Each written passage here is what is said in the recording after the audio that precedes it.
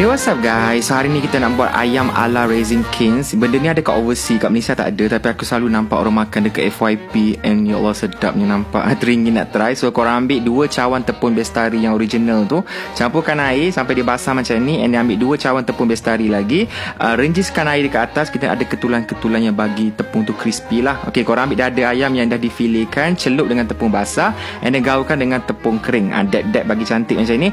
And then goreng. Make sure minyak betul-betul panas. Dada ayam ni sekejap dia akan masak, dia akan keluar crispy macam ni and golden brown.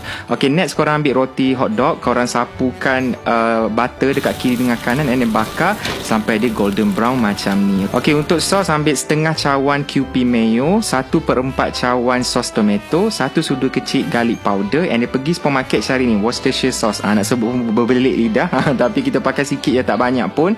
Kacau-kacau and siaplah dia punya sos. Actually sos dia ni yang sedap tau. Korang celup dengan ayam ni pun sedap, makan dengan roti tu pun sedap. Sebab benda ni tak ada kat Malaysia. Aku tak tahu macam mana aspek rasa dia, tapi it turns out sangat-sangat sedap. Makan dengan roti ni paling favourite akulah. Ataupun ada orang di belah tengah, letakkan ayam and also kepit dengan fries, baru cincang dengan sos. Aku rasa ni perfect idea kalau korang nak buat jual untuk food festival ke, jual kat pasar malam ke, jual kat tepi jalan ke. Is very nice and nak buat pun senang. Okay, so boleh try untuk berbuka and boleh try juga untuk berniaga.